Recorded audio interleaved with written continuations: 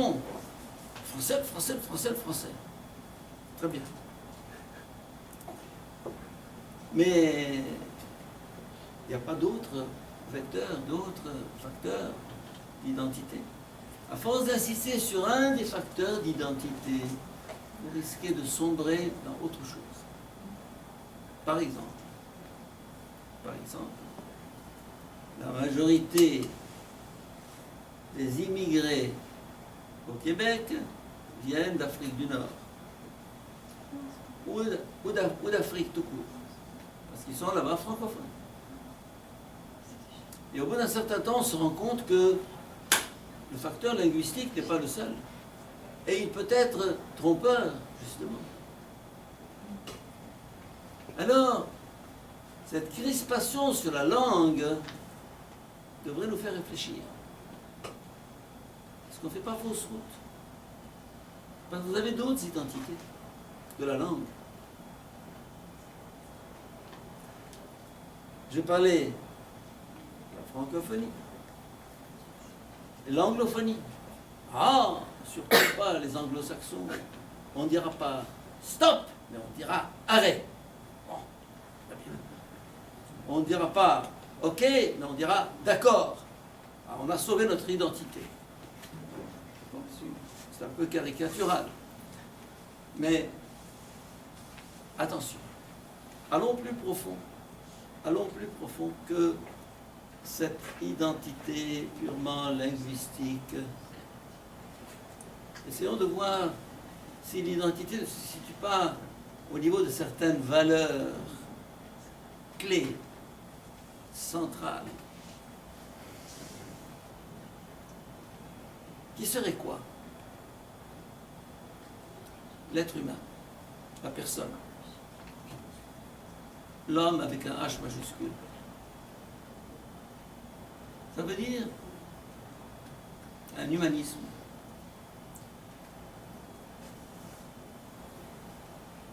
Moi, ce qui me frappe dans le christianisme, c'est le primat de l'homme. Je dis quelquefois en Égypte, si l'islam est la religion de Dieu, le christianisme est la religion de l'homme. Dieu n'a pas besoin de nous. Dieu veut la promotion de l'homme. Et l'évangile, pour moi, est central, crucial. Parce que Jésus n'est pas venu, comme beaucoup le disent actuellement, pour fonder une religion. Il est venu pour promouvoir l'homme. Dans un langage désuet qu'on appelle sauver l'homme. On dit sauver l'homme, sauver de l'enfer, sauver du diable, etc.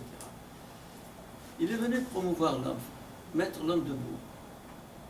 Ce qui me frappe dans l'évangile, c'est la non-discrimination entre le samaritain et le judéen et le galiléen et le romain. Non. Jésus se situe au-dessus de ça, c'est l'être humain. L'être humain. Un humanisme. Ça, c'est le cœur de l'évangile. Et c'est le cœur du christianisme.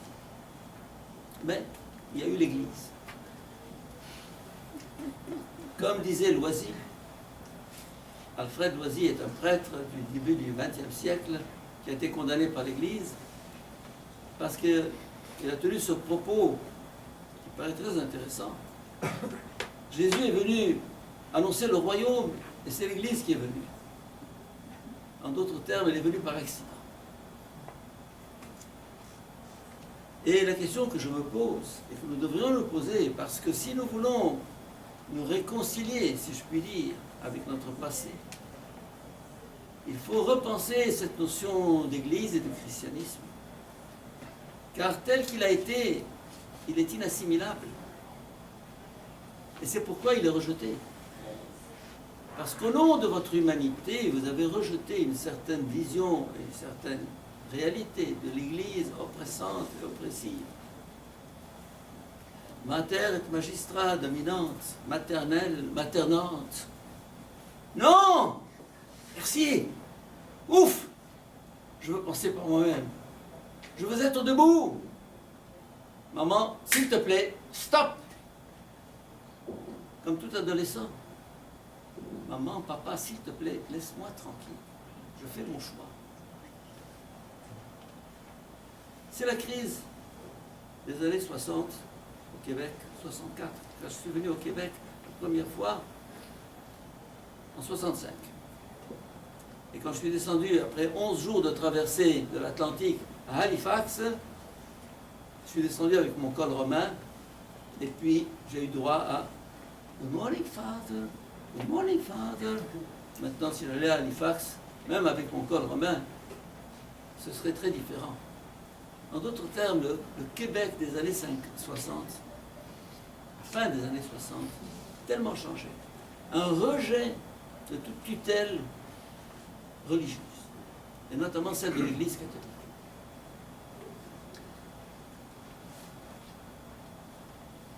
Et je dis aux Québécois, sortez de votre crise d'adolescence.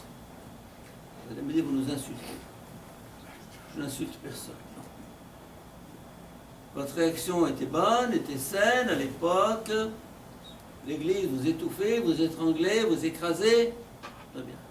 Vous avez pris vos distances. Très bien. Maintenant, comme quelqu'un qui a grandi et qui retourne chez ses parents en leur disant « c'est fini, bon, je sais que tu radotes un petit peu, mais enfin, tu es papa, tu es maman, on s'aime bien, on va casser la croûte ensemble. » Bon, d'autres. Mais ça se fera dans la mesure où l'Église elle-même changera.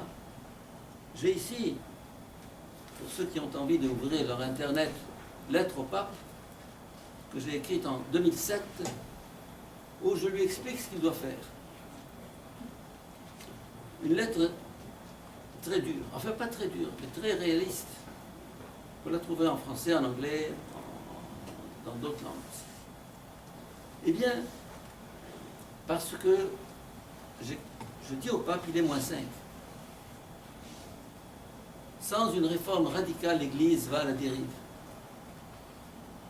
va à l'abîme. Donc, autant je crois qu'il faut revenir à cette foi qui était la nôtre, qui est peut-être encore la vôtre, pour un certain nombre d'entre vous, qui est en tout cas la mienne. Mais autant je suis obligé de repenser cette foi, de la reformuler autrement. C'est une urgence. Encore hier, une dame me disait « Je suis catéchiste, mon père. Et quand je parle, mes enfants, ils ne comprennent rien. » Mais c'est normal qu'ils ne comprennent rien. Parce que vous avez appris des choses et vous les avez formulées dans un vocabulaire qui est complètement en dehors de ce qu'on dit aujourd'hui. Mon petit livre, Jésus en blue jeans, que j'ai ici, c'est un livre que j'aime beaucoup. J'ai mis Jésus en blue jeans. Dans le métro à Paris, dans un restaurant, au centre de télécommunications à New York. Je le mets au Liban après la guerre meurtricide qui a eu lieu pendant 15 ans. Bref, et il parle un langage contemporain. L'Église s'accroche à un langage qui ne signifie plus rien aujourd'hui. Et je dirais qu'il était urgent et important de réfléchir, de remettre en question des positions crispées sur votre passé chrétien, catholique. Pour aider le Québec à se mettre sur pied, pour aider l'Église à se mettre sur pied. Vous allez me dire, on n'en veut pas. Je dirais, c'est votre choix, c'est votre droit, c'est votre... Mais moi, je pense que c'est dans une réforme en profondeur de cette spiritualité de l'Évangile que quelque chose se mettra en place au-delà de toutes les formules d'autrefois et de toutes les crispations qui ont suivi.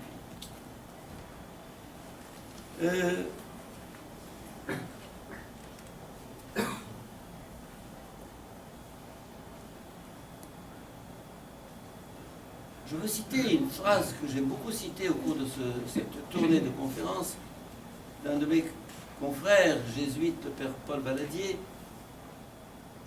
La foi se pose aujourd'hui en termes de sens. La foi se pose aujourd'hui en termes de sens, en d'autres termes. Et j'ajouterai autre chose dans un moment. La foi qui donnera le plus de sens à la vie de l'être humain. C'est celle-ci qui passera. L'homme, aujourd'hui, a besoin de sens. Et toute religion qui ne lui apporte pas un sens, et un sens ultime à sa vie, est condamnée à disparaître. Au-delà de tous les dogmes et des formules et des institutions et des rites, le sens, quel sens apportes-tu? Excusez, madame. Apportes-tu une réponse à mes questions essentielles?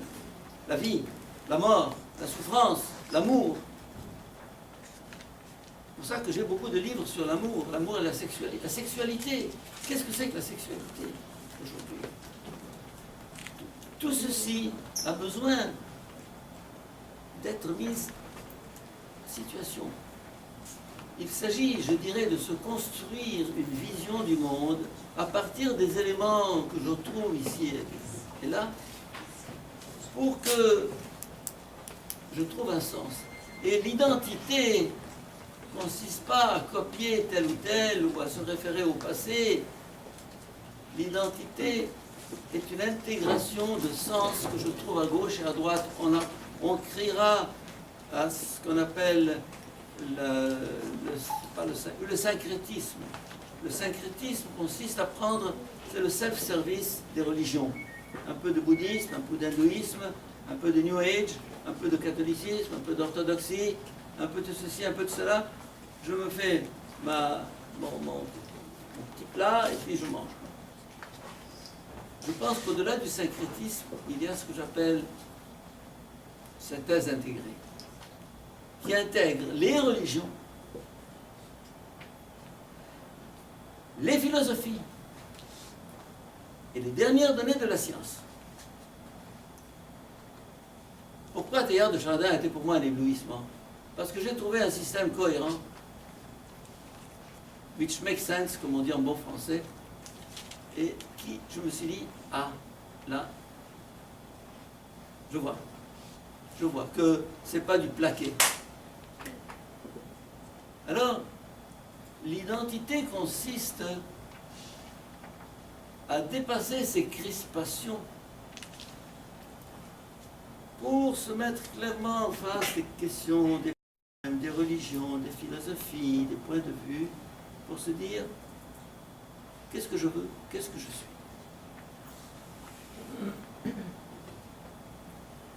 La première phase, comme je l'ai dit, est l'enracinement. La deuxième phase est le jaillissement. L'ouverture. J'en viens maintenant à cette question de l'islam, qui est un peu le but de cette rencontre. Dans un texte que j'ai écrit en 1996, si j'ai bonne mémoire, Islamisme et Islam, je dis ceci.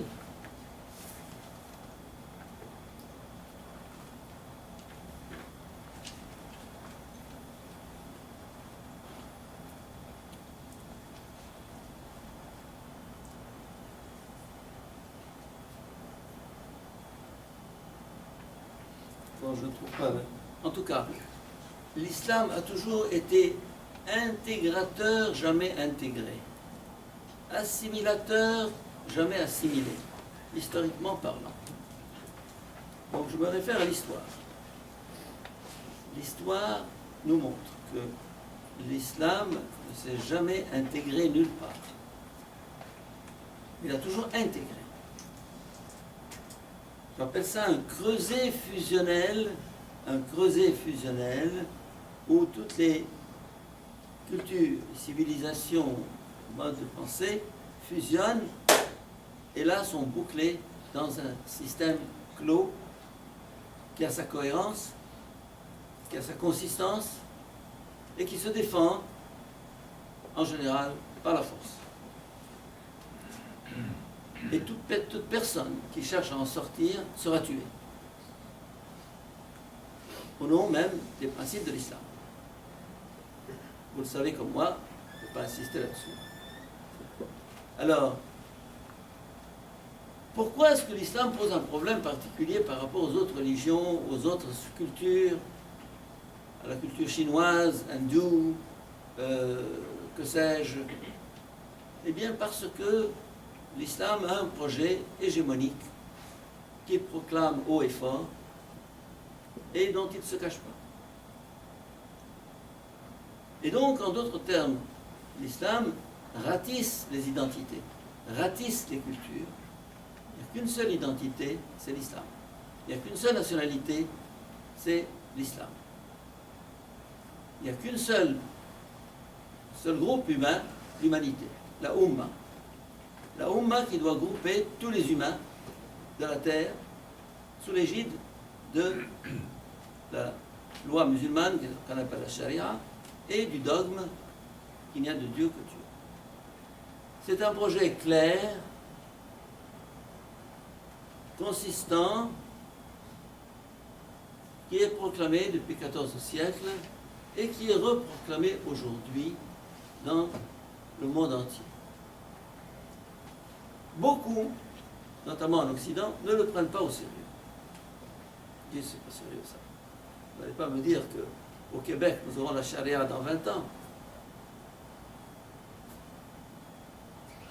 Ben, mon cher, ou mes chers, lorsque l'Afrique du Nord était tout entière chrétienne, et qu'elle n'y est plus chrétienne, il n'y a plus un seul chrétien excepté en Égypte, et qu'on haussait les épaules, lorsque l'Empire perse sassanide et l'Empire byzantin ont été avertis qu'il y avait des cavaliers d'Allah à la conquête de l'Occident, ils ont dit « Quoi? Quelques cavaliers venant du désert vont ébranler les assises de l'Empire perse sassanide et de l'Empire byzantin? Eh bien, ils les ont conquis. » Ne sous-estimons pas ce qui se passe.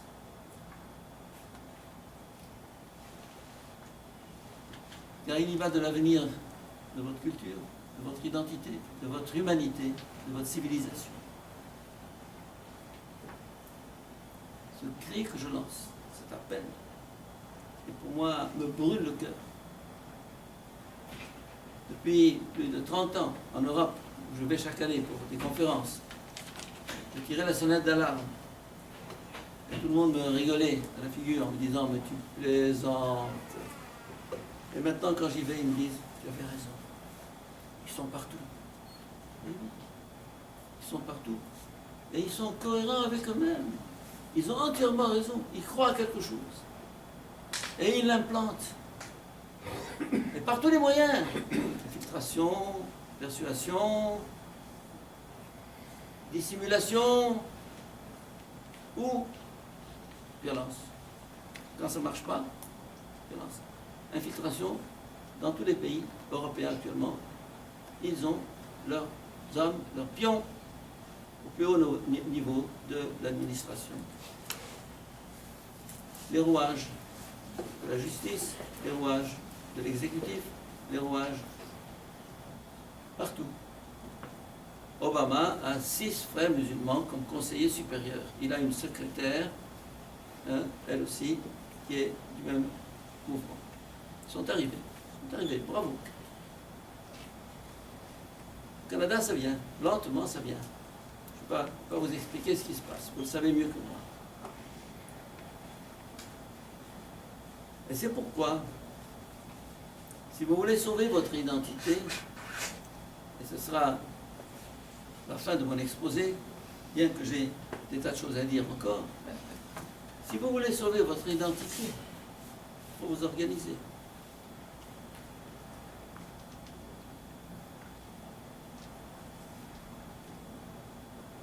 Groupe humaniste, Légion nationale, Légion internationale, que sais-je, qui que vous soyez. Cherchez un noyau commun de valeurs que vous voulez défendre à tout prix et mettez-vous ensemble et organisez-vous. Bonté de bonté. Mais oui, c'est pas en faisant des conférences comme celle de ce soir que ça va changer. Ça peut peut-être changer. Mais si tout ça ne prend pas corps dans une structure, dans un mouvement, dans un parti, appelez ça comme vous voudrez, si tous ceux qui pensent un peu la même chose, même s'il y a des différences, ne sont pas prêts à sacrifier ces petites différences pour défendre votre identité, votre humanité, votre passé, votre héritage, votre futur. C'est en effet de vous. Ça va très vite, très vite. 60% des enfants de Bruxelles sont musulmans. Je ne vais pas vous dire où est-ce que vous en êtes, vous le savez mieux que moi. 150 mosquées à Montréal, bon, etc.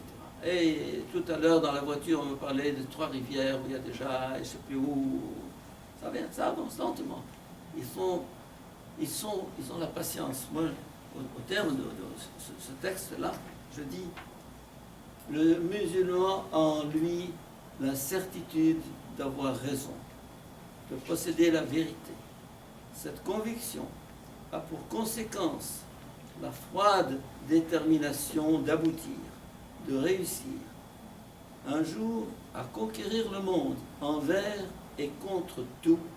Rien ne l'arrêtera, car l'islam compte avec le temps, il a le temps, il a tout le temps, il a toute l'éternité. Il y a dans l'islam la patience infinie du bédouin suivant sa caravane. Ça prendra le temps que ça prendra, mais on y arrivera. C'est pessimisme, c'est réaliste. C'est comme ça. C'est des irréductibles. Irréductibles. Ils n'ont peur de rien. La prison, la mort, la torture, ça ne les effraie pas du tout. Ça prendra le temps que ça prendra. Tu trouves devant toi un obstacle, pas de problème. Avec l'esprit oriental, on contourner l'obstacle. Un autre obstacle, on le contourner. Et la rivière arrivera à la mer. C'est comme ça que ça avance. C'est comme ça qu'ils avancent, qu'ils avanceront. Pendant ce temps, on s'endort sur le passé. Et là, je dirais au Québec de se ressaisir, de se reprendre, de dépasser ces crispations. Et ce groupe nouveau que je propose ce soir, ici, qui va démarrer ce soir, avec vous, c'est que chacun de vous se dise, qu'est-ce qu'il faut sauver à tout prix? C'est pas tant le français, la langue française, je suis pour le français, je ne suis pas contre, mais c'est pas ça l'essentiel. À force de se crisper sur la langue, on risque de rater l'essentiel. C'est ce noyau de valeurs humanistes, spirituelles, qui vous caractérise. Et il s'agit maintenant de construire ce Québec de demain, de se battre, de se battre. Ce que je fais depuis des années, je me bats comme un lion. J'ai 82 ans, j'ai encore 38 ans pour me battre. Je le dis et je le répète. 120 ans, je m'arrêterai. Mais c'est pour dire. Contempler dans son fauteuil l'écran de télévision qui vous dit tout ça. Mais ça vous concerne, ça nous concerne. Il faut tout de suite, d'urgence s'engager dans un combat. Il ne s'agit pas de haïr l'ennemi.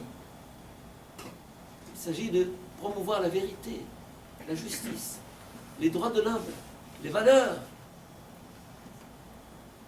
Je n'accepte pas une religion, quelle qu'elle soit, que ce soit le christianisme ou l'islam, pour qui il y ait deux poids, deux mesures. L'homme et la femme. Le musulman et le non-musulman.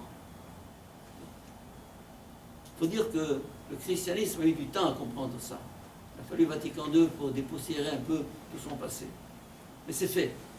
Et ça avance. Et à mon avis, plutôt que de combattre le christianisme, il faut le changer, il faut le réformer de l'intérieur. Réinventer. Et pas au nom du christianisme. Moi, il m'importe peu de promouvoir le christianisme. Le christianisme, s'il est contre l'homme, je le combattrai, comme je combats l'islam aujourd'hui. Ce qui compte pour moi, c'est la promotion de l'être humain. Être homme, être plus homme. Au fond, notre identité, c'est notre humanité. Profondément. Notre identité, c'est notre humanité. Tout ce qui va contre cette humanité, eh bien, est à rejeter, à refuser, à combattre.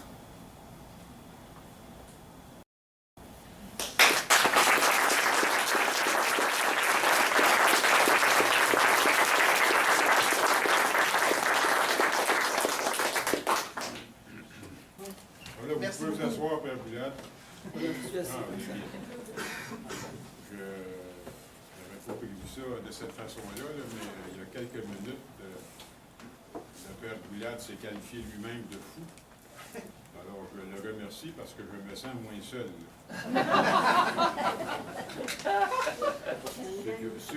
Ceux et celles qui ont suivi mon aventure au Québec depuis 6 ans savent de quoi je parle. L'autre chose aussi, puis ça c'est comme introduction, là, c'est toujours pour faire suite au discours de Père Boulade. Depuis quelque temps, on se demandait de quelle façon on avait formé quelques petits comités, 5-6 personnes, à droite et à gauche, depuis 1 an ou 2. Puis on se demandait où étaient les résultats. Alors, en écoutant votre discours, j'ai compris. Nous, on prend un verre avant la réunion. On va l'apprendre après maintenant. Alors, pour être un peu plus sérieux, ce que je veux vous dire, là, je l'ai dit depuis longtemps, parfois je dis même depuis trop longtemps au Québec et au Canada anglais et dans différents milieux européens et australiens. Moi, ce que je veux, là, puis je ne suis pas seul, là, d'un, je ne suis pas contre qui que ce soit, ou contre quoi que ce soit. Je suis, et nous devrions être aussi ainsi, je suis pour quelque chose. Ça, c'est très différent. Alors, lorsqu'on établit l'analyse, qu'est-ce qui peut faire, qui est ce pourquoi nous nous battons, et qu'on analyse le comment, on va vaincre, c'est très différent la solution si on prend ou on part en disant « je suis contre quelque chose ». On n'a pas tout à fait les mêmes ennemis. Moi, étant un ancien militaire, c'est de même que je vois les choses. Et la chose, ou le but, ou l'objectif ultime, on peut prendre ça de différentes façons, puis ça rejoint le discours de Père Boulade aujourd'hui. L'objectif majeur, ou encore, si on pourrait dire d'une façon concise, un objectif d'un groupe ou de plusieurs sous-groupes qui travaillent ensemble, au Québec, au Canada ou même en Europe, c'est la même guerre en passant, devrait être celui-ci, et je parle d'objectif. Vivre ensemble dans un pays, le Canada, le Québec en fait partie présentement, là, vivre ensemble dans un pays en assurant une certaine paix sociale. Pour atteindre ça, il faut s'assurer que tous les gens dans ce pays-là obéissent aux mêmes lois, peu importe la religion de chacun. S'il y a quelqu'un dans la salle qui ne comprend pas ce que je viens de dire, ben venez me voir après. Parce que ça, c'est assez concis, puis c'est assez simple. Puis démontrez-moi, parce que j'ai l'habitude maintenant, démontrez-moi à quelque part dans le monde, là où on essaie de promouvoir le multiculturalisme ou l'interculturalisme de monsieur, démontrez-moi à quelque part dans le monde, depuis les 25, on pourrait peut-être même dire 30 ans en Europe, démontrez-moi à quelque part un succès quelconque. Le jour que vous m'en donnerez un, bien, venez me dire le secret. Parce que ça fait plusieurs années que dans le domaine, on ne connaît pas le secret pour ça. Tout ce que l'on voit présentement dans tous les pays où on installe, quand je dis installer, ça vient de, c'est plus, excusez, c'est plus anglais, mais qu'on essaie de promouvoir l'idéologie politique du multiculturalisme, il n'y a rien qui fonctionne. Alors, lorsque Père Boulade parle d'identité du Québec, ou d'identité d'un pays, ou d'identité d'un groupe, l'idéologie du multiculturalisme, ça va de plein front contre le maintien d'une identité, quelle que soit l'identité.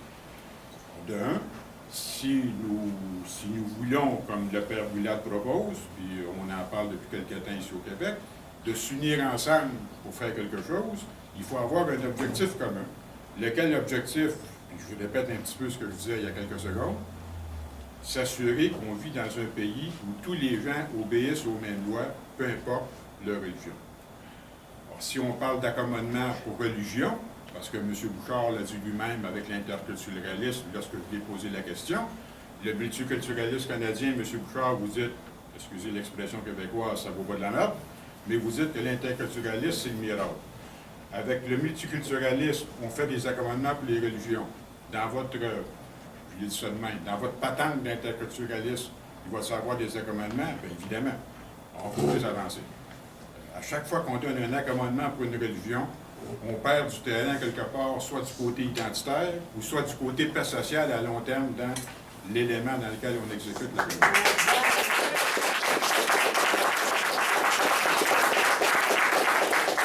Alors, si nous sommes capables de se convaincre de ceci, même si elle n'est pas... je suis convaincu que dans la salle ici, il y a des petites différences, mais assurons-nous qu'on a un objectif commun. La deuxième chose, et ça fait près de 7 ans au Canada que je demande ça, assurez-vous de trouver un parti politique à quelque part, peu importe lequel, je me fous de la couleur, je n'ai pas encore trouvé. Puis je les ai tous rencontrés. Qui va dire ceci, hein, dans notre pays, que ce soit le Québec ou le Canada, ici, je répète, Willard, parce que c'est compliqué, là, au Canada, il y a deux cultures, il y a le Québec qui veut se séparer, d'autres provinces veulent se séparer, il y a la langue, mais là, je parle du Canada en tant qu'entité. Assurez-vous de trouver quelqu'un, soit au niveau provincial, soit au niveau fédéral, qui va dire quelque chose comme ceci. Et je me réfère au fameux livre de Guillaume Marois et de Benoît Dubreuil, ici au Québec, qui vient d'être publié au sujet de l'immigration. Plutôt que d'accueillir, et là je prends des chiffres du Québec, je pourrais en prendre du Canada, là on est au Québec. Plutôt que d'accueillir 1000 personnes par semaine à toutes les semaines depuis 9 ans maintenant, qui viennent de 74 pays, et dont 82% ne parlent pas la langue française. Votre parti politique pourrait-il proposer, plutôt que d'en accueillir 1000 par semaine, d'en accueillir rien que 300 par semaine? Trouvez-moi un parti politique qui dit ça, puis je vais voter pour. Il va y en avoir plusieurs qui vont voter pour. Ce que j'essaie de vous dire, c'est que, oui, la culture, l'identité, effectivement, c'est très important. Et je l'ai écrit plusieurs fois. Puis je pense que je vais l'écrire encore. Présentement, ce qu'on est en train de faire dans notre pays, et on peut même changer le nom du pays, là, Canada, on peut dire Belgique, on peut dire France, on peut dire Angleterre, on l'a très bien vu cette semaine. Les soldats commencent à se faire couper la tête en pleine rue, en plein jour. Ça commence à mal aller avec le multiculturalisme. Alors, si vous ajoutez à ceci ce que je viens de dire, une immigration, en termes d'analyse, qu'on dit totalement hors contrôle. Ici, au pays, présentement, puis ça, ce sont des données qui viennent des milieux avec lesquels je vais travailler, on recherche, depuis les 6 dernières années, 64 000 personnes qu'on a voulu déporter du pays, mais ils sont encore au pays, mais on ne les trouve pas. Alors, si vous voulez semer le terrorisme, c'est la meilleure façon de le faire. Assurez-vous de trouver un ministre, un parti politique qui va dire, moi, là, oui, c'est ça. Si on parle de parti politique, si vous me mettez au pouvoir en tant que parti politique, avec tous mes beaux ministres et mes belles ministres ici, là, sur la tribune, si vous me mettez au pouvoir, je vais m'assurer qu'au pays, tout le monde obéisse aux mêmes lois, peu importe la religion, ce qui signifie des accommodements pour les religions, il n'y en a plus. Et ça s'adresse aussi aux catholiques en passant. Il n'y a pas d'accommodement pour une prière au conseil municipal. Parce que le juif va en demander une, le sikh va en demander une, les hindous vont en demander une, et probablement même l'athée va en demander une aussi, une prière. Alors, tant qu'à y être, on est toujours en avoir personne. À moins qu'on me démontre que dans le processus de gestion d'une municipalité, à moins qu'on me démontre que dans le processus de gestion, lorsqu'on fait une prière dans un petit village, les taxes baissent, alors on va faire la prière. Alors ça, ce que je viens de dire, c'est très clair, simple et concis, mais je comprends qu'il y ait des êtres ultra-religieux qui disent, bien, ce goulet est fourette. Au moins, je sais que depuis quelques minutes, je ne suis pas seul. Il y a monsieur aussi avec moi. Alors, assurez-vous que le multiculturalisme, il y a quelqu'un qui dise, regarde, là, on comprend, on n'est pas des ethnophobes, on n'est pas des islamophobes, on est bien de ça. Nous sommes pour un pays, là où la liberté existe et continue d'exister, et surtout la paix sociale. Alors, merci Père Boulade, moi je termine. Merci, Merci, mon cher monsieur.